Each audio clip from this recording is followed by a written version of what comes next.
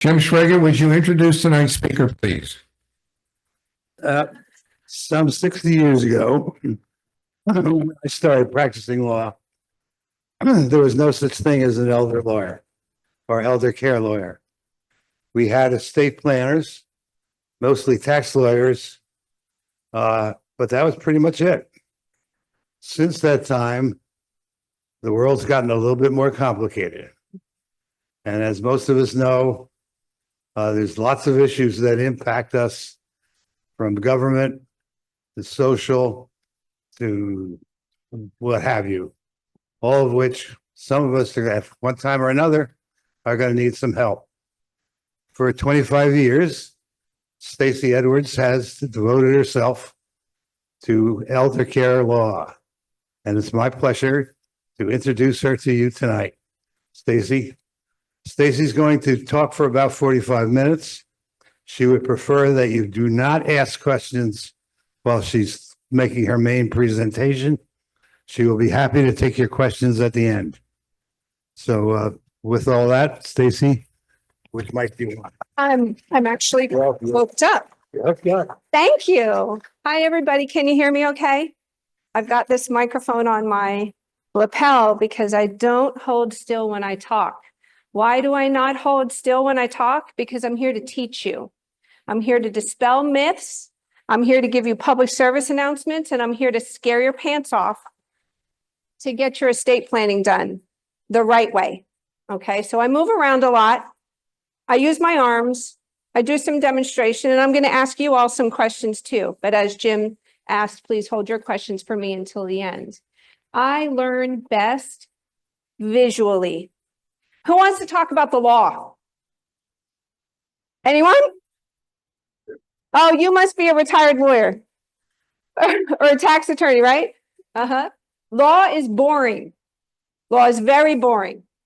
My husband and I started a law firm just over a year ago, and we are Edwards Estate and Elder Law.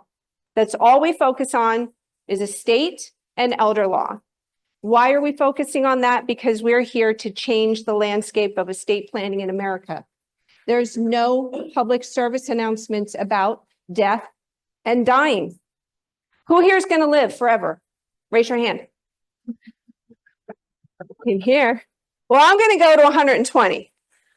But what do we all know? Say it for me. There's two things certain in life. What are they? Death and taxes. We're all going to die. Okay, so that's what we're here to talk about. We're all going to die. Why don't we talk about it? We're all born. We all talk about when babies are born and how exciting it is when a baby's getting ready to be born and somebody's pregnant. Why don't we talk about death? That's the other certainty in life, right? So Bruce is going to move the slides for me, right? Okay, and he told me I can't move around too much. I got to stay in a frame. Can you see me? In your computer? Yeah. Okay, I'm going to go over here. How far can I go? Is that good? Can I go over here? Tell me when. Tell me when. Stop. Okay. I got to stay in the frame. Okay, so next slide, sir. Okay, so right now we're kind of small. We have two staff attorneys, myself and our associate attorney, Daniel Vera. Daniel joined us just a little while ago. And Daniel also has experience in estate and elder law, and he is a tax attorney as well. So we're quite busy because I've spent 25 years cleaning up other people's messes that are avoidable. So I needed to bring on somebody else who can help follow me with a wheelbarrow and clean up the messes. What are the messes that I'm talking about? When I started as an attorney 25 years ago, I had hopes and dreams of becoming a judge. Then I wanted to be a prosecutor. And then I got into family law because I really wanted to help children. Family law was too distressing for me. When I left family law, why was it distressing? Because it was divorce. It was messy. Restraining orders, child support, fights over children, etc. Well, then I segued into estate law. I'm still doing divorce. Guess who I'm divorcing or assisting with divorce? Siblings. Your children, your nieces and nephews. If you don't do your planning properly, with an appropriate attorney who only does estate law or elder law with an estate law background. You risk your family losing heartache, headache, lost time, and oodles of lost money because of the fights that ensue. So that's why we're here to educate you tonight. I don't care if you come to us or you go to somebody else. We're not here to gain your business. We're here to educate you and make sure that you get your planning done right. What I don't want anyone to do is do your own open heart surgery. What happens if you do your own open heart surgery? You bleed out, right? I have a lot of people who sit at our conference room table who say, oh, I have a healthcare directive. I went and got it off of the internet, or I bought it at Staples, or I just filled out a blank form at my doctor's office. A doctor actually sent his patient to me last week with his form and said, go see Stacey. I don't think my form works. And I said, first of all, he's a doctor. He's not supposed to be giving you a form that he created. That's called practicing law without a license. Okay, so there's a lot of bad documents out there, and we don't know what we don't know. Again, there's no public service announcements about about estate planning at all. What do we have on television? We have 2 commercials. We have a commercial for reverse mortgages. Do you think that's a public service announcement? It's a product. It fits an appropriate person who wants to stay at home, which I might talk about later, and receive care at home, but it's not a public service announcement. It's got celebrities who endorse it, and it fits the right type of person. The other one that we have is pre-planning your funeral. What is that? A product, right? We all essentially have to have a funeral of some sort. Our bodies have to be disposed of after we die, so it's inevitable. But that is also a product. There's no public service announcements about why should you have a power of attorney instrument? Why should you have a healthcare directive? Why should you have a will? Why should you look at your beneficiary designations on your life insurance, your annuities, your IRAs, and make sure that they all comply with what your wishes are after you die, okay? So next slide, please, Bruce.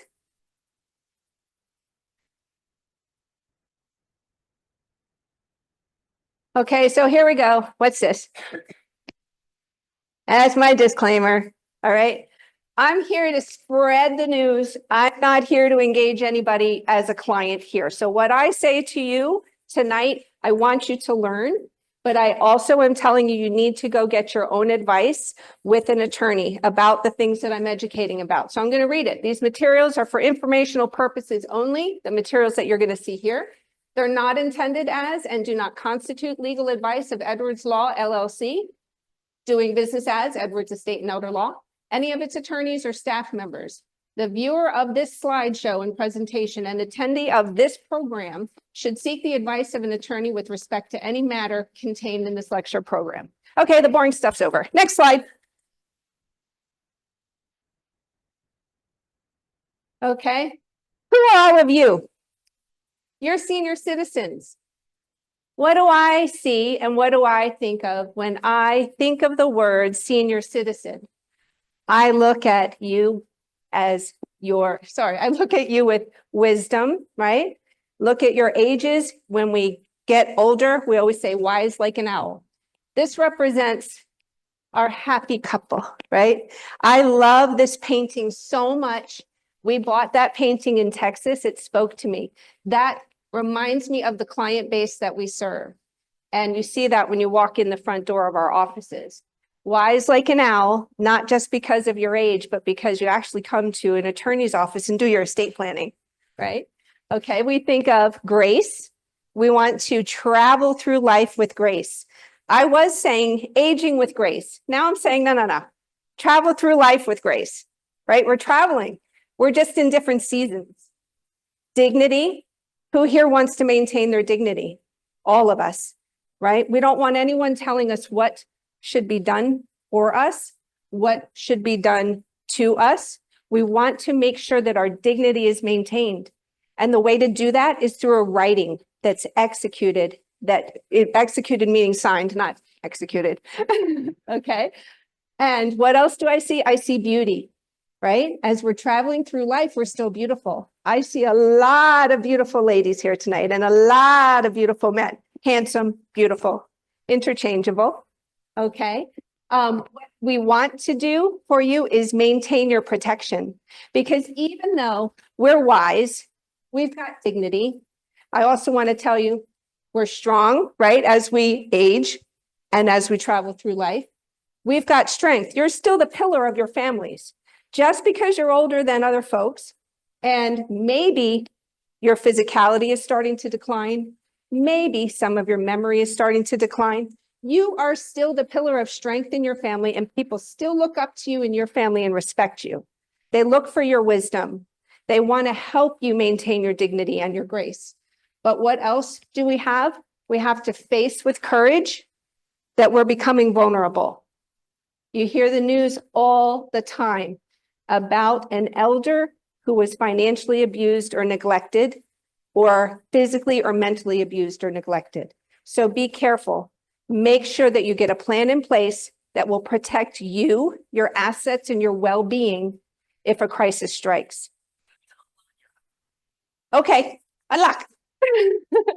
Okay, next slide.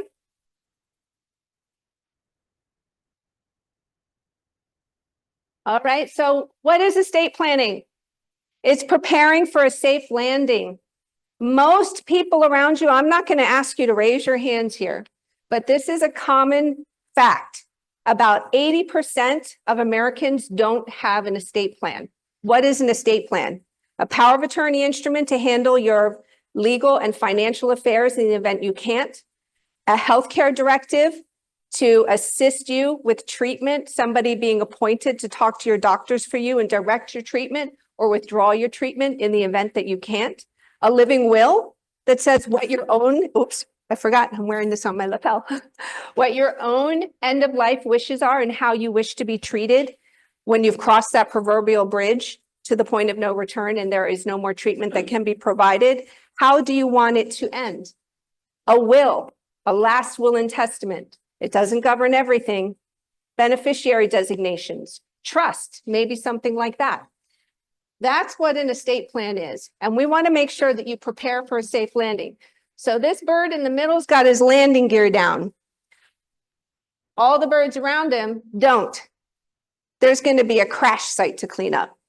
So we start off our consultations with our clients, showing them this picture, saying we want to make sure that you get your landing gear down so we don't have a crash site to clean up. Today, I was cleaning up a crash site. I was filing an answer and a counterclaim on an estate where a sister claimed mom didn't have a will. Mom had a will, but sister destroyed it. Okay? So here we are. My client's already into me for, I'll tell you the truth, $10,000 just to have one hearing in front of a judge and file one paper. And we're just getting started because the sister destroyed the will. Why did she destroy the will? Because mom didn't put it somewhere safe. She left it in her jewelry box. Oh, and guess what else? She hand wrote it. She did her own open heart surgery. A handwritten will be admitted to probate if you can prove it. If you can prove that you wrote it and all the material provisions are in your handwriting and you signed it. Good luck getting that past your family if you're trying to favor one person or over another. Good luck trying to get that past a judge, right? We have a photocopy of that will. So that's why we're in this case. If we didn't have a photocopy of that will, we'd be nowhere. But guess who that will favored? My client.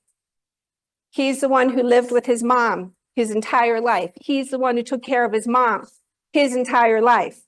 And now that his mom wanted to benefit him, she wanted to save a buck. So instead of going to an attorney and doing it the right way, she handwrote her will, and now we're in court. Okay, that's a big crash site that we're cleaning up. We have those crash sites every single day, which is why we're here to educate you to make sure you don't have a crash landing. Next slide. Okay, so what did I say before? What is estate planning? Power of attorney, healthcare directive, a will, beneficiary designations, trust.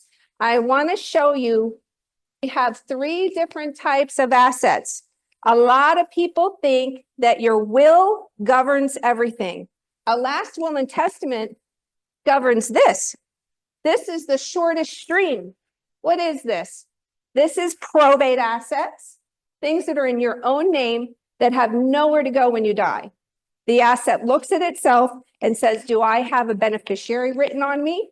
Am I life insurance with a beneficiary? Am I an IRA with a beneficiary?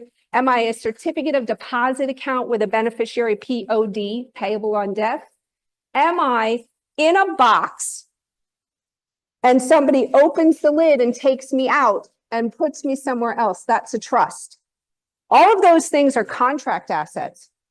They don't get governed by your last will and testament. They go in the middle stream called contract assets.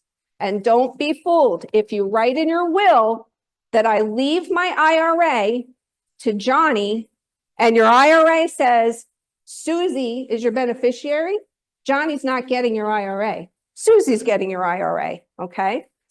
And then we have this other stream over here. This is a big one for husbands and wives. It's called operation of law. What is that? Anybody here own their house or their condo with their spouse?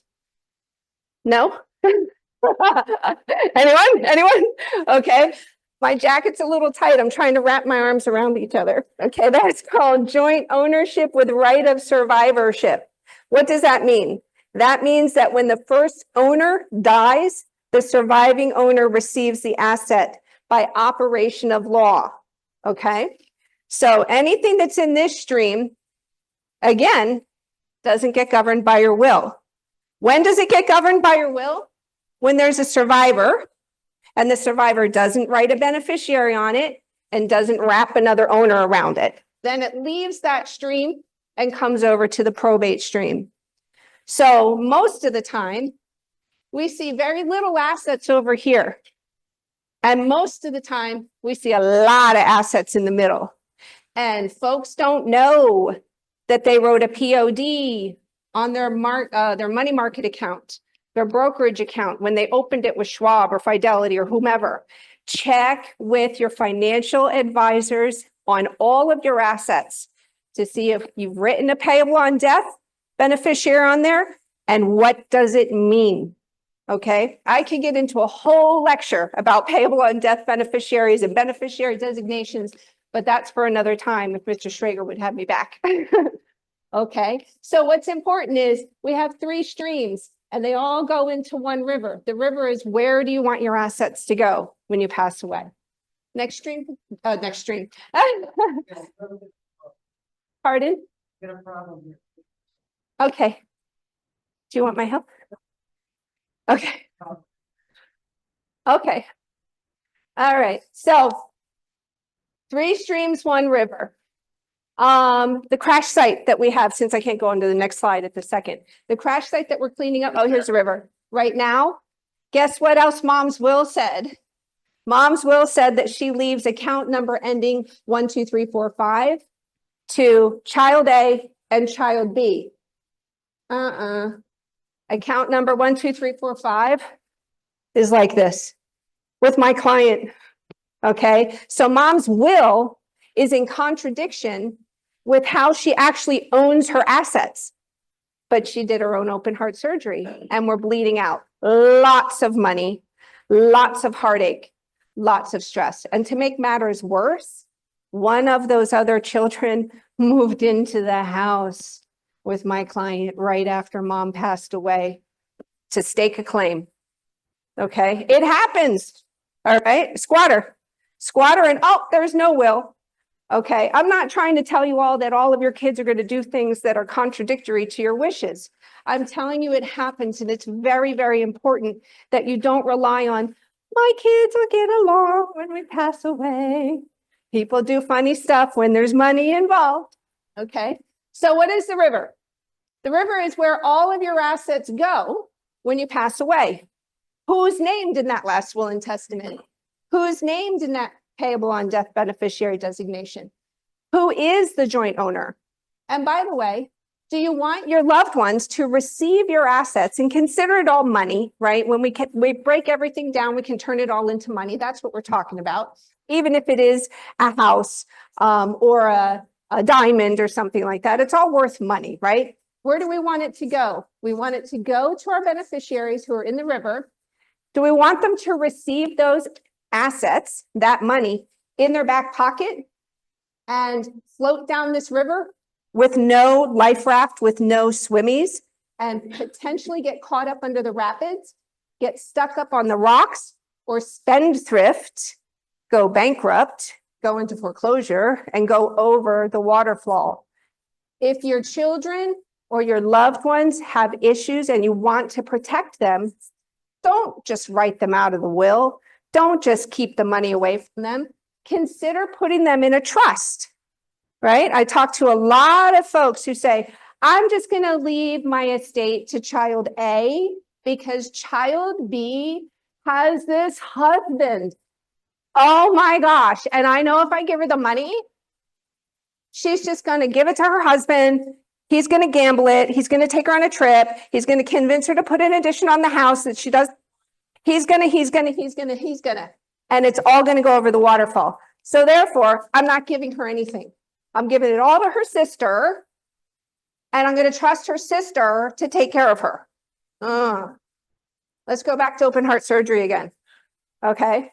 You can protect, and I change my clients' minds. You can protect that daughter from her nagging husband by putting it in a trust. And there's different kinds of trust. There's trust you can set up today, and there's trust you can set up that spring to life when you die.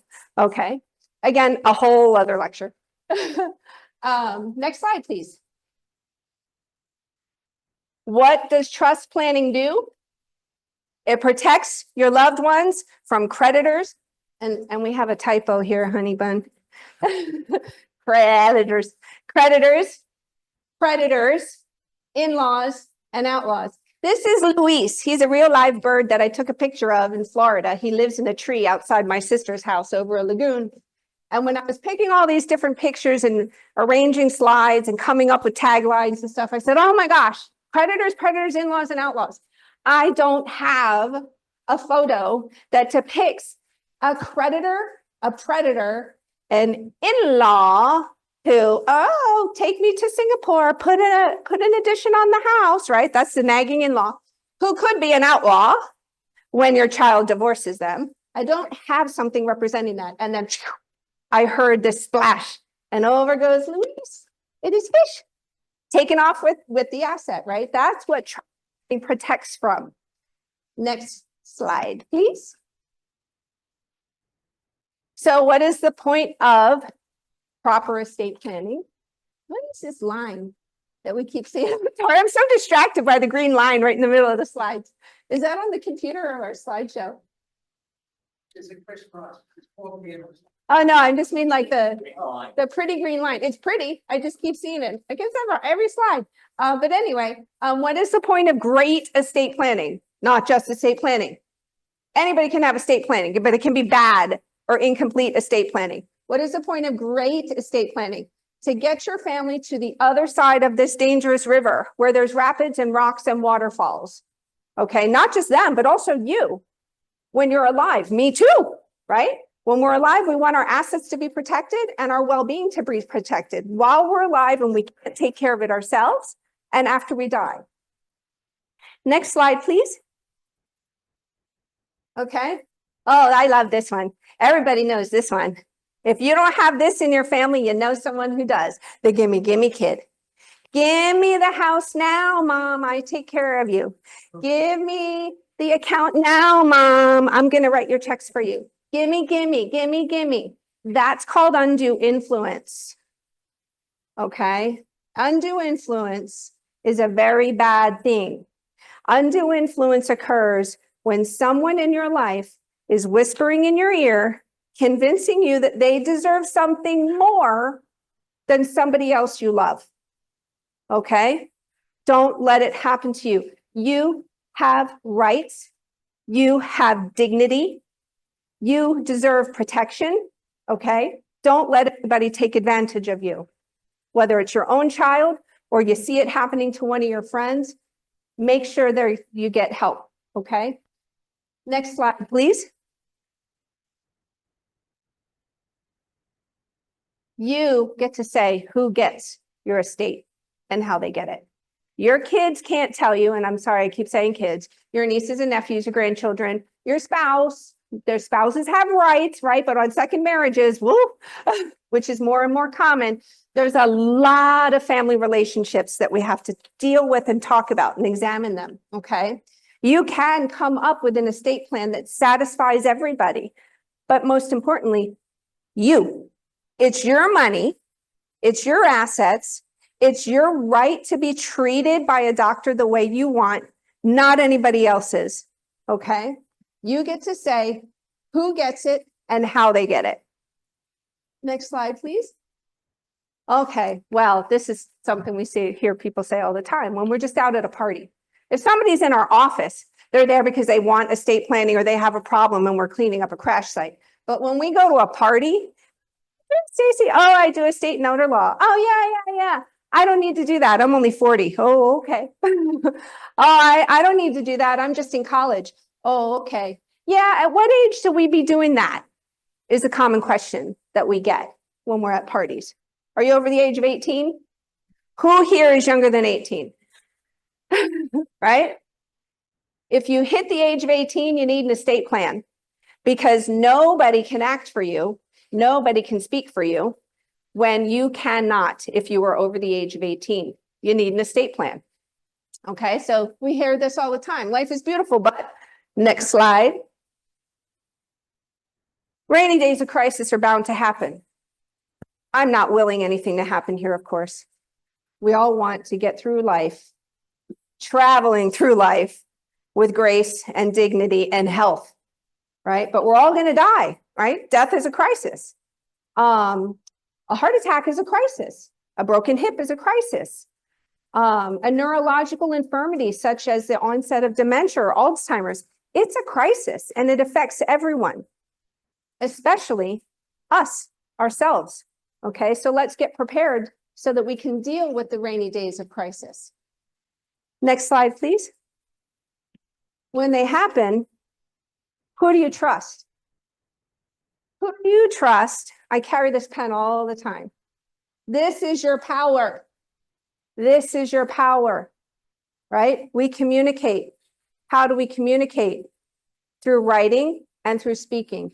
We can use this pen to bind us to contracts, to writing checks, anything we can do with this pen, anything we can do with our mouth, that is called autonomy. What if we lose capacity? Can't use that pen anymore. Who do you trust to pick up that pen for you when you can't?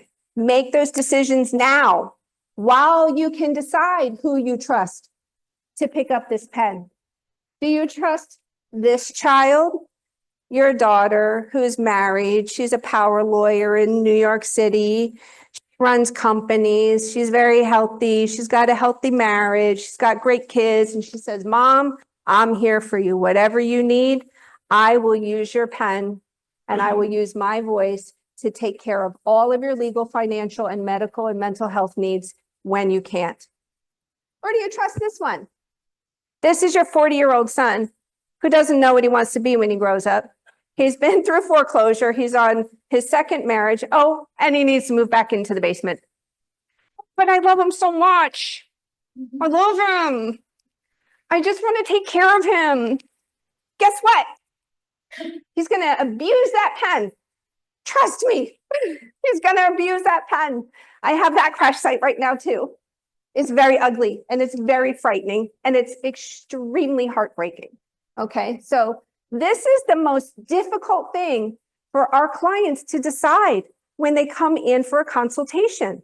We get to the end of the 10-page questionnaire where you need to set forth, if you want us to draft your power of attorney and your healthcare directive and your will and your trust and your beneficiary designations and all those things, we need to know who you want to be in charge to help you during life and after death. And I'd say 45% of the time, it's blank. And that's where the big length of our discussion comes in, is about this decision. It's a very big decision, but guess what? You can change it, okay? I get that question a lot too. But if I name someone It's permanent, right? No, not necessarily. Actually, it's never permanent. It can always be changed by you when you have capacity, right? Next slide, please.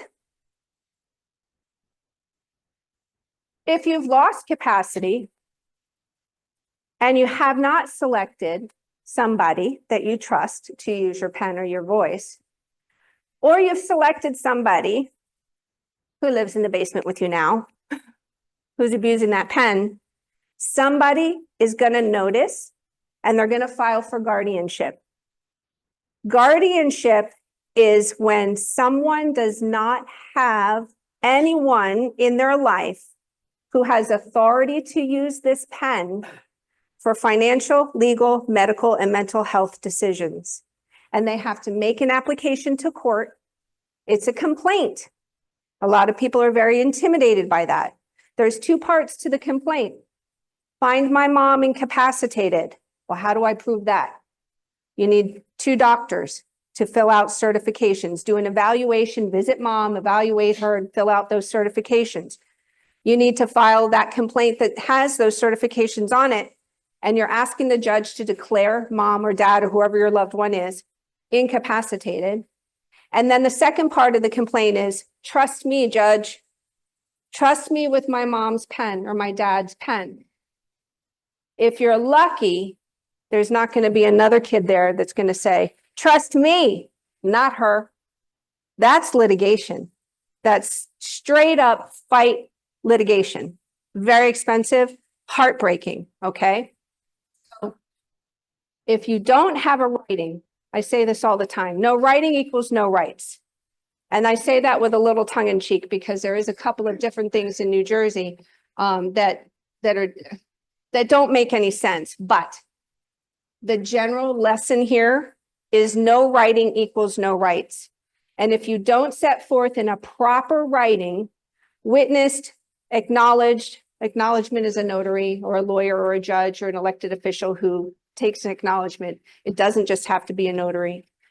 If you don't do it right, you're going to have a crash site. Okay. Next slide, please.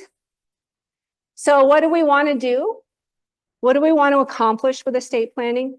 We want to make sure that that river that you saw, if you want to continue your asset savings and protection throughout generations to come, you can do that with trust planning. It's called dynastic trust. I don't know if anybody's heard of that before. It's called dynastic trust.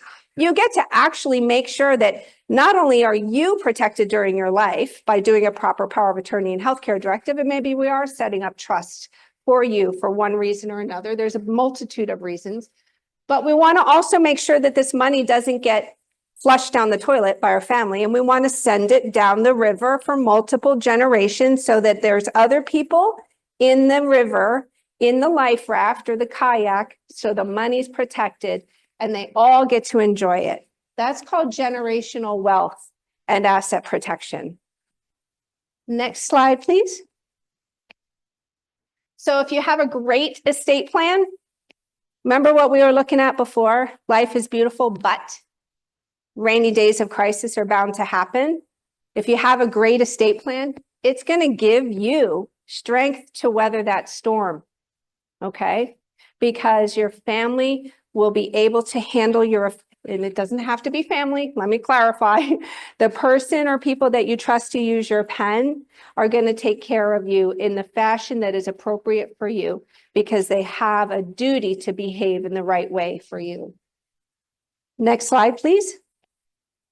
So if you have a great estate plan, you have peace of mind. You have peace of mind amid risk. What's the biggest risk that we all take every day? Getting up, getting out of bed, right? My grandmother, I just got my grandmother settled in a wonderful arrangement. She was over, this was years ago now, she was at the cooperative housing of Somerset County. It's like the Golden Girls. And my grandma was from Florida, so she was all excited about that situation. She got to live there for 4 months. That's it.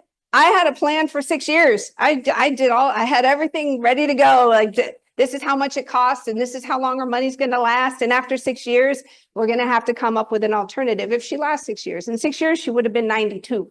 She actually passed away when she was 89, but when she was 86 years old, she only made it 4 months in that wonderful living situation because she tried to get out of the bed and she fell. She got her foot caught in the blanket and she fell. And there was no more ability to live in that situation. So we had to go through the different living scenarios of assisted living. And then she did need to go to nursing care. But what did I have set up for her? Her estate plan.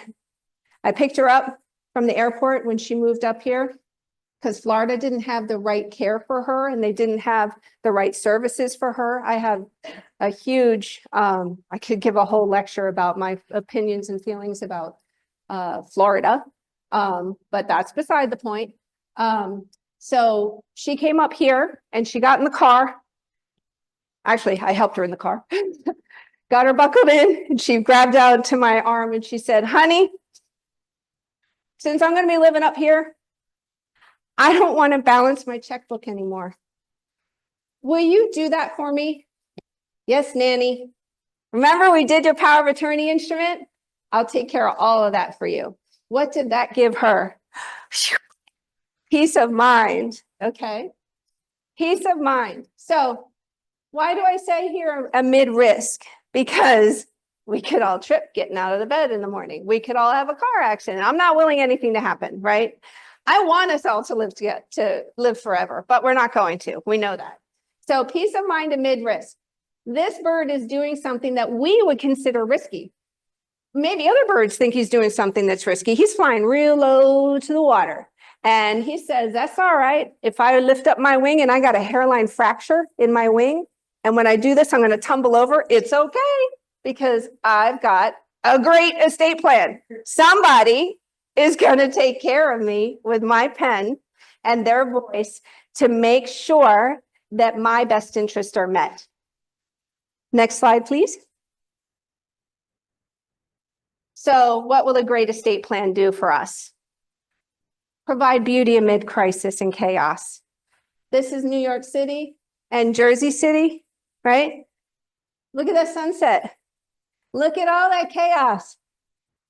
You know how loud and busy those city life streets are, right? If you get a great estate plan in place, you can breathe a sigh of relief. Your children, your spouses, your other loved ones can breathe a sigh of relief that you've got a writing or multiple writings that are enforceable and are going to reflect your wishes. Okay, there's a lot of decisions to be made with estate planning. And I urge all of you, if you have not done estate planning, you absolutely must to save yourself and your loved ones from heartache, headache, lost time, and lost money. Because investing in an estate plan is a very valuable thing. A lot of people say, oh, I don't want to buy life insurance because it's expensive. But then you hear people who have not life insurance, sorry, car insurance or auto insurance, or even, yes, life insurance. People don't like the price of life insurance or insurance in general, right? The premiums are high. But when you have a claim, oh, thank God. Thank God I had that insurance because my claim was paid. I'm so glad I made that investment. It's the same thing with estate planning. Without a plan, no writing equals no rights. And you might wind up with your family appearing in front of a judge. And you don't want that to happen. That's not a position that you want to put anybody that you love in. Okay. Next slide, please. So why are we talking about this? Because I started off with what's going to happen to every single one of us. We're all going to die. That's going to be our view. Whether we're ashes on the ground, in the ground, on the water, we're all going to pass away, and someday we're going to be looking up there. So we need to get our plan in place because it's inevitable. And there's no public service announcements about any of this stuff. You will not see anything on TV about, are you driving around with your healthcare directive in your glove box? Who here is driving around with your healthcare directive in your glove box? My husband better raise his hand. him and I. Okay. It's in our glove box. Oh, you too. Are you my client? Because that's one thing we do, right? Your documents are no good if nobody knows where they are and they don't know how to contact anyone. So if you have an estate plan, if you have a healthcare directive now, I'm going to give you all some homework. Okay. This is being recorded, right? Number one, if you have a healthcare directive right now, I want you to make sure that there are phone numbers on that healthcare directive. And if there's not, take a sticky note, a Post-it note, write the phone numbers and stick it on the document next to your loved one's name. Because if you write on it, some places might say you've now invalidated it because you changed it. It's got to be witnessed by 2 witnesses or notarized. So do yourselves a favor, just put a sticky note on it, okay? And I want you to put it in several places. You can photocopy it. You can photocopy your healthcare directive as long as you certify to other people it's a true copy of my original, right? Or your agent, I know this sounds crazy, but your agent can certify that it's a true copy of the original. I want it in your glove boxes in the event there's a crash. The EMTs are going to go into your glove box and look and see if there's medications, identifying information, handguns, right? If you're driving around with a handgun, I hope it's a concealed carry, right? They're going to go in your glove box and they'll take it out of the glove box, put it under your leg on the gurney and put you in the ambulance rig. When you get to the hospital, they'll take it out. The EMT will hand it to the attending at the emergency room. Okay. I also want you to remember that when you go to all of your different physicians, make sure your primary care physician has your healthcare directive. Make sure your cardiologist has it. Make sure that any doctor that you see on a regular basis, a neurologist, a pulmonologist, that they all have a copy of your healthcare directive. And you can make copies of it. But if you're keeping it in your glove box, the convenient thing is, or your child's glove box, if your child is the party who is taking you to the physician, go to the appointment, take it out, hand it to the intake, ask them to photocopy it for your file, and put it back into your glove box. Now it's part of your medical file. What if you change doctors? What are you going to ask your former doctor to do? You're going to ask your former doctor to send your medical record over to your new doctor. You're going to sign a HIPAA release at the new doctor that will bring that over.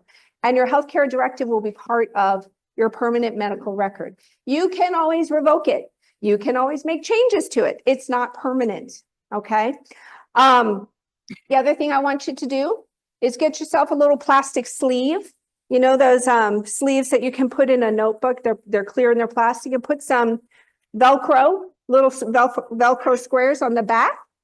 Put your healthcare directive in that sleeve, and you can put it in a multitude of places. If you do have current health problems, you're going to want it nearest the door as possible. But I know you all live here, but I don't recommend to older folks who have a glass door that you can see into the foyer. I don't want anybody looking from outside and seeing a healthcare directive right there. Because what does that say? Vulnerable adult, right? Anybody passing by can see it. We want it to be visible to EMTs who go to your house. Where are they going to go if somebody calls 911? You're on the floor, they're going to go to you.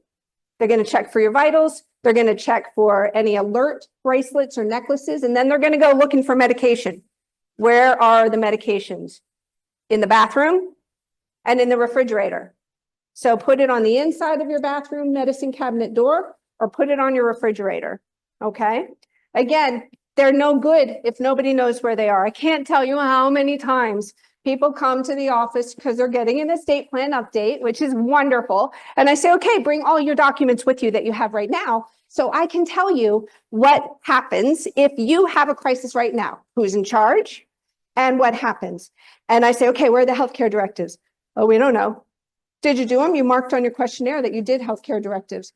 Yeah, we don't know where they are. Okay. Who's your agent? We don't remember. Okay. So keep track of your documents. It's very, very, very important. Okay. So that's one homework lesson. The next homework lesson I'm going to tell you, I'm going to give you a couple. How much time do I have? Okay. And then we'll take questions, right? We'll still be able to take questions. Okay. The next one is Go home and check all of your beneficiary designations on all of your assets, and then compare it to your will. Make sure that it meets what you want. Does anybody know what the word per stirpes means here? I imagine many of you do. Many people assume that that beneficiary designation on the IRA or the annuity or the life insurance is automatically per stirpes. There's no uniform form. You need to read it and make sure the little box is checked for per stirpes. And if there's no box and you've got some kind of confirmation where you go online and you have your online account and you can check and see who your beneficiaries are, if it's not clear to you and you want your child's share to pass down to your grandchildren, if your child happens to pass away before you, you need to make sure it says per stirpes. Otherwise, it's just going to go to the surviving child, if there's a surviving child. And then there's a whole other lot of machinations as to whether it goes to the estate and who are the members of the estate, right? The estate is governed by the will. The will only governs things, and I want to hit this home with you. It only governs things that are in your own name and have nowhere to go when you pass away. Typically, we're talking about personal property, a bank account, a surviving spouse on a deed, and things of that nature, okay? So make sure that they all comport with what your wishes are. Here's another one. How many folks here still drive? This one I'd like to see a raised hands, okay? I'm gonna tell you two things if you're still driving. I don't know how it works here at Canal Walk with ownership and things like that, but if you're still driving, I hope you have a personal umbrella liability policy above your homeowners and your auto insurance, okay? Why? Do y'all remember that commercial for Allstate where the judge bangs the gavel and he says, judgment for the plaintiff? And there's maybe a 50-something-year-old man, and he leans over to his attorney and he says, that's great, but how am I going to collect? He's just a kid. And then you go pan over to the other side, to the defense table, and there's a mom with her hands on the shoulders of maybe a 17-year-old kid. And she's looking and she's listening to this conversation. And the plaintiff's attorney goes, don't worry, they got assets. The parents have assets. And the mom, her eyes get super wide. She goes, oh, can they do that? And the attorney for the mom, for the plaintiff, I'm sorry, for the defendant, the parent of the 17-year-old says, unfortunately, yes. And then you hear the narrator for Allstate say, personal umbrella liability insurance. Don't let this happen to you. Okay.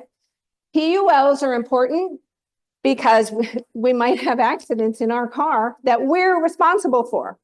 Don't let an accident take away your assets that you worked your entire life to save and live a comfortable life here at Canal Walk. Okay. Protect it with personal umbrella liability. What do I want you to do about that? Call your insurance agents if you don't have it. And if I just spoke words you don't know, then you don't have it. Okay. That's a question that we have on there. Do you have PUL, personal umbrella liability insurance? Yes, no, or don't know. Most of the time, don't know.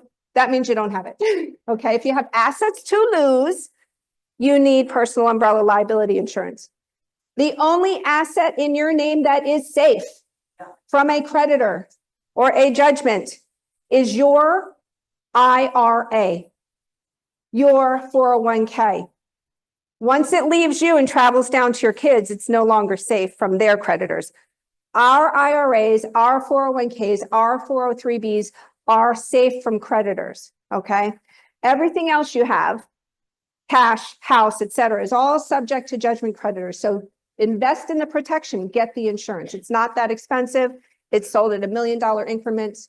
And you can talk about it with your insurance company and go get a couple of other quotes, okay? Because I have a love-hate relationship. No offense to anybody here who's a financial advisor or an insurance agent, because I want to make sure my clients are protected. I'm not just looking for somebody to buy a product for the sake of making the financial advisor a wealthier professional, okay? You're insuring against risk.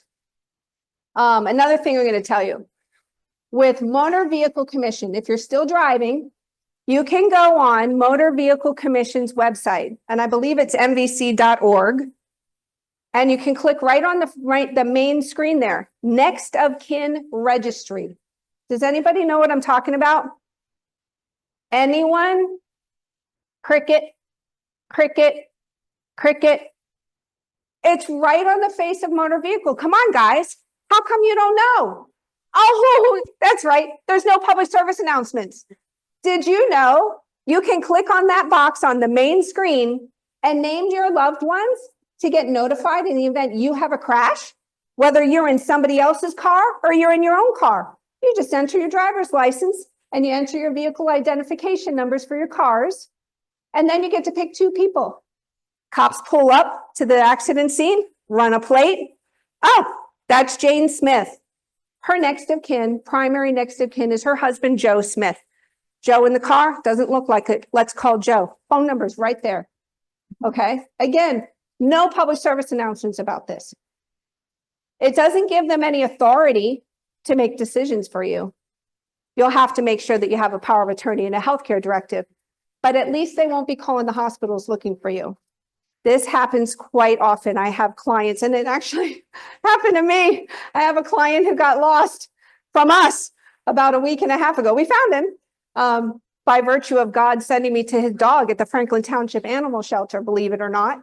That was a big God wink. But I have clients who say, oh my goodness, I wish I knew about this 4 years ago. Well, they didn't have it 4 years ago. It's kind of recent.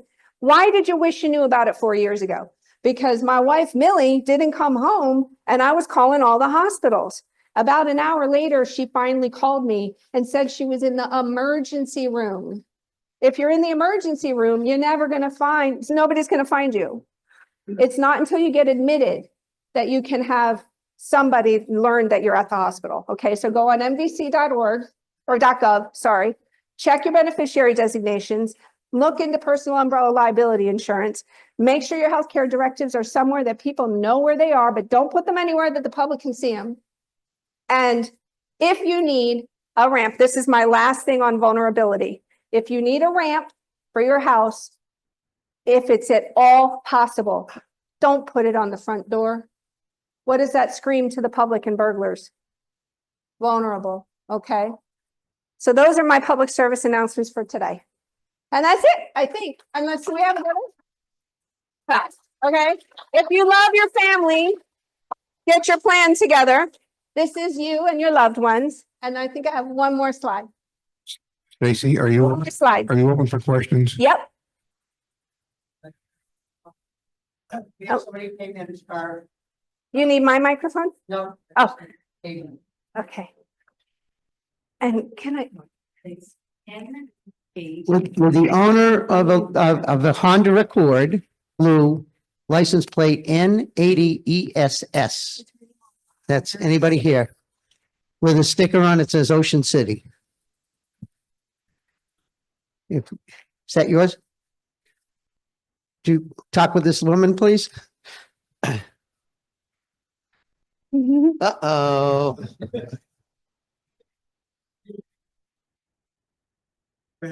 Yeah. Yes. Oops, it's not on. Okay. Mhm. Okay. I'm not sure if this relates to estate planning, but let me present a hypothetical or maybe not so hypothetical. Okay. Is there a mechanism, perhaps part of an estate plan, that can earmark or allocate X number of dollars for a spouse who may need a higher level of care, such as a nursing home, allocating X amount of money for her or his care while leaving the surviving spouse with enough assets to live on? That's a loaded question. And the answer is yes. If you do it while the window of opportunity is still wide open, okay? Once both spouses start to exhibit declines, the window is closing. Why am I saying that? Because on the federal government, that's called Medicaid, right? If we want to save assets for our loved ones, we need to engage in complex Medicaid planning. It's legal. It's allowed by the federal government under the federal Medicaid regulations. And then every state has more stuff that they add on top of it, but they make you dance through the raindrops and there's time limitations. So you can pass assets out of your name into a trust that has a 5-year look back on it. You can give assets to each other as spouses. There's no tag on it, but no time limitation on it. But if you're passing assets to spouses because one spouse is ill and you want to protect assets for the healthier spouse, you can get the ill spouse on Medicaid faster. But then what happens if the healthy spouse starts to decline? So setting aside specific assets, a specific dollar amount, that really all depends on what is the goal, because everybody has different levels of assets. And I said it's a loaded question because there's a lot of different creative ways. I don't know if anybody has ever heard of Medicaid qualifying annuity, obviously Medicaid qualifying trust. So it's kind of a loaded question, and it really is an examination of what the value of assets there is and what kind of assets there are. Are they IRAs? Do they have tax deferred status? Is it a house that both spouses are on? So it really is an examination that takes time and some real thought process. But yes, you're allowed to engage in planning that lets you save money for your families, for your healthy spouse, but you have to do it within the confines of the Medicaid regulation. So I always ask everybody, what's your goal? Is your goal to use all of your assets, husband and wife, or mom or dad, use all of your assets to your best ability, right? To provide for the best accommodations and care as possible? Or is your goal to leave a legacy for your family? So leaving assets for a spouse, even if you do nothing and you're married, the state will still say that you get to keep a certain amount of cash. And forgive me because I don't know the number off the top of my head. It changes every year. It's about $189,000 of cash, which includes IRAs and money markets and whatever you have. And it's husband and wives together. The government doesn't care if it's in his name, her name, or in a pot together. You're married. It's called the doctrine of necessaries. You are responsible for each other's medical care. So the government says that when one of you is now in need of assistance with activities of daily living, and some care costs are going to come into play after Medicare stops paying for your rehab, then you've got to spend down that pot to approximately $189,000 before the ill spouse can be asset eligible for Medicaid. The house is off limits as long as the healthy spouse still lives in it. So what do? You take the house out of the ill spouse's name, right? We pass the assets from the ill spouse to the healthy spouse. Because if that party dies and they're on Medicaid, the ill spouse, Medicaid has nothing to grab onto because we removed them and put them in the healthy spouse's name. I hope that kind of answers your question. Yeah, Jim's like, yeah, no, it's complicated. Anybody else? Mhm.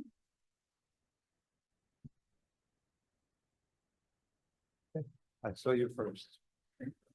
I know some attorneys don't like trusts as opposed to just a probate, just go and probate your will. And I know some trusts are very special trusts, like you want to leave money for a child, a special needs child, or a child that, and somebody said, you described a boy Right. that comes back to live in his parents' house, with that, those with the money. Yeah, so those special trusts. The spendthrifter. Yeah. Yep. So what is your opinion on general trust as opposed to just probating your will? Okay. So I have two opinions on that. Probate in New Jersey is a piece of cake. Okay. You do not need a trust in New Jersey because you want to avoid probate. If you have assets, real property assets in Florida, Pennsylvania, New York, or other states where it's going to cost money to go through probate. And here's another thing I don't like about Florida. You can't probate a will in Florida by yourself. In New Jersey, you can. The executor takes the will, goes to the surrogate's office, hands it over. The surrogate makes sure that it hasn't been tampered with. right? They look for whether staples have been removed, et cetera. And if it's all good, they get the executor certificate and the surrogate says, bye-bye, go have fun administering the estate. Come back after you've gotten receipts from the beneficiaries that you paid out the money and they agree with your accounting, or they said, we trust you. We don't need an accounting from you. Okay. Other states, it's complicated because it's supervised. You need the permission of a judge to sell the house. New York, you're going to wind up in probate for 1.5 years, 2 years trying to sell a house. So those states, it's appropriate to have a trust. If you have property, mostly real property, in a state that has supervised probate, then it does make sense to have a trust. Okay. And then otherwise, all of the different kinds of trust. What is a trust? I'm just going to simplify it for you. It's an asset that lives in a box. Okay. The box is the trust. It's the toolbox. And the people who have the right to open the lid of the box are called trustees. Okay. The people who put the assets in the box are called the grantor. So somebody puts assets in the box, whether it's ourselves or we do something complicated with Medicaid, which I don't need to get into today. But anyway, the grantor puts the assets in the box, creates the box, and then hands the keys to the box over to the trustee, who's in charge of opening the box and taking out the assets and putting them where they belong during your life for your benefit. Okay, so there's trust that you can take your assets from your right pocket and move them to your left and use your social security number. That's called a revocable trust. Or there's trust that you can take your assets from your right pocket. And what do I got here? Oh, that's a whatchamacallit, microphone. Say this is money. I'm taking it out of my pocket and I'm putting it over here. Oh, here's the pen. My hands are off the wheel. That's called an irrevocable trust.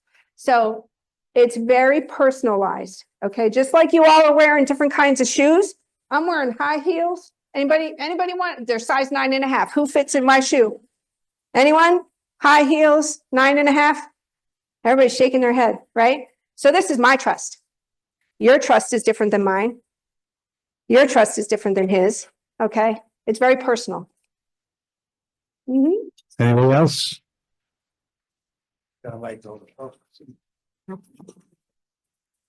Thank you. Two questions. So Okay. one is for medical healthcare directives. I've heard different opinions on designating 2 people to make the decisions. Mhm. So I've heard it's not a good idea because what if they don't agree and then it's complicated. And I've also heard, well, in our case, the 2 kids are equally, trustworthy and maybe they can work it out and they can provide checks and balances.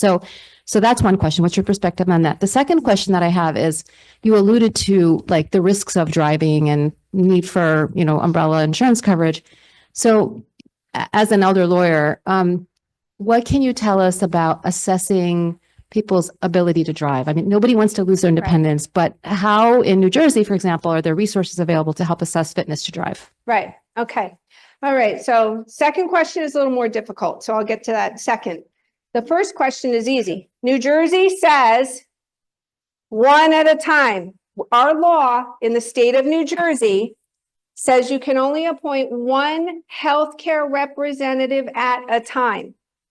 If you want more than 1 child to be the person who signs the medical consent form and the surgery consent form, then you say in your healthcare directive, and people do this by age, typically when they can't resolve this for themselves, and they really believe that both kids are capable at the same time, they'll say, my older child is my first agent. If my older child is unable, unwilling, or unavailable to act, then I want the doctors to call my younger child.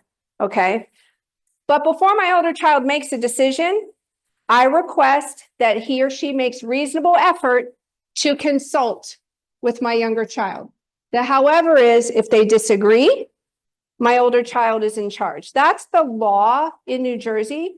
I see multitudes of healthcare directives drafted by attorneys who are not estate attorneys.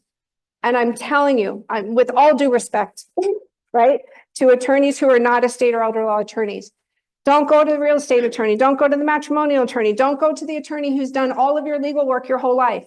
If they're not studying estate law, they're going to get it wrong and you're going to have a crash site because somebody's going to fight And I don't have that on my slideshow. I have a picture in our conference room of two birds that are like this. That's your kids fighting with each other, right? And then we wind up in court over a guardianship or something.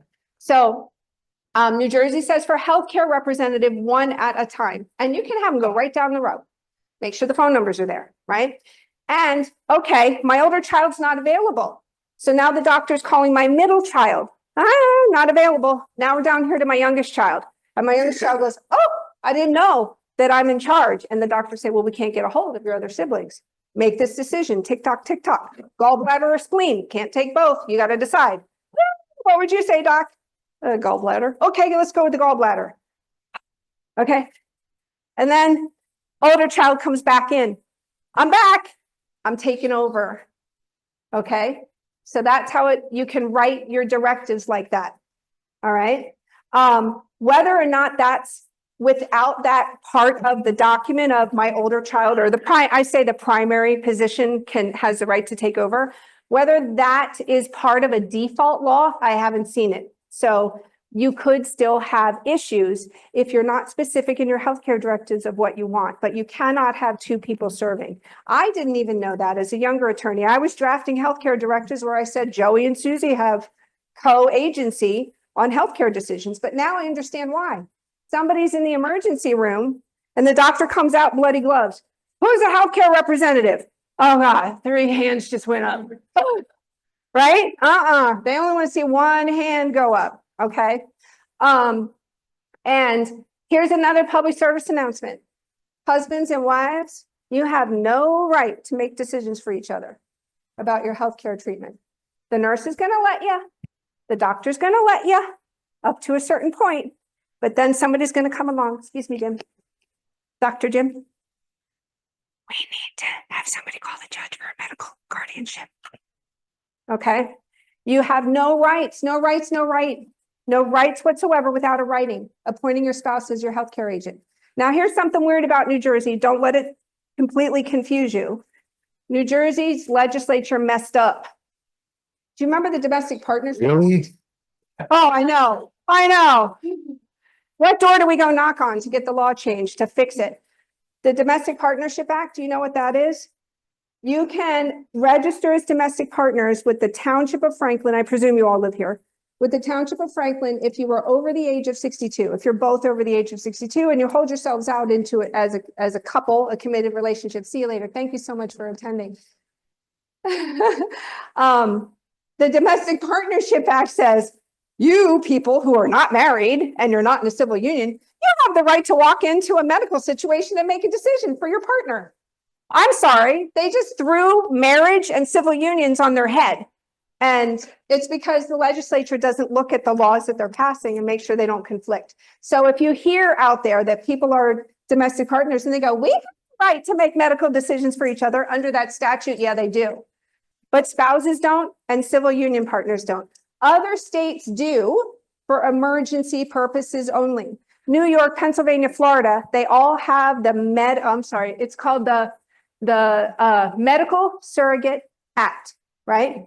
Emergency Medical Surrogate Act. Your next of kin can make decisions for you in a medical emergency. And once the emergency has passed, guess what? If you don't have a writing appointing your spouse, they're going to have to go to court.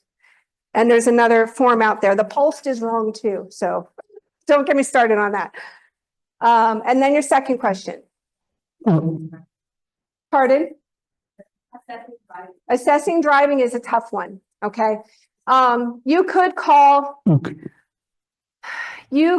APS, right? Adult Protective Services can come out. But that's really for a crisis situation. There are anonymous calls that you can make to motor vehicle. I don't have the information offhand right now, but you can make anonymous calls to motor vehicle and report a license plate and express your concern, and they'll arrange for that driver to take a driving test. And if they don't pass the test, they don't get the license. But how does that prohibit mom or dad or whoever it is from driving? I'll tell you how you prohibit it. Even though the license is taken away, you go let the air out of the tires. Okay, I'm dead serious. Just say please. Yep, pardon? Just take the keys. Yeah, make it easy instead of going for guardianship. Next, My question, okay. Today the limit for the estate tax is $6.5 million. And if the estate is more than $30 million, do you really make all this estate planning? Is there any benefit for it? The estate is likely to shrink as you get older. If you give the right six numbers, if you tell me the right six numbers, the estate tax. I understand the question. The question is, at what level of assets is estate planning really necessary because of the estate tax? Okay, and let me just clarify a couple of things. Right now, New Jersey does not have an estate tax. The federal government still does. What is the estate tax? It's a tax on the pile of money, the value of the pile of money when everything's liquidated when you die. Right now, the federal exemption that you don't have to pay at what we lovingly refer to as a death tax is $13.96 million each. So a married couple, you can pass almost, what is that? Almost $28 million in assets, and you don't pay a federal tax. Yes, It's going to go down in 2026 to 600 million. between 6.3 million and 7.1 are the predictions, but nonetheless, yes, it's going down. Trump is in office, the Republicans are controlling office, it could go back up again. We don't have a crystal ball. And when you are high wealth individuals, I still recommend that you engage in what's called estate tax planning under your wills, because it also protects the surviving spouse from vulnerability. It puts it in that trust that I told you about. Okay, so that no third party, creditor, predator, or a whatchamacallit, a swindler, can come along and take it.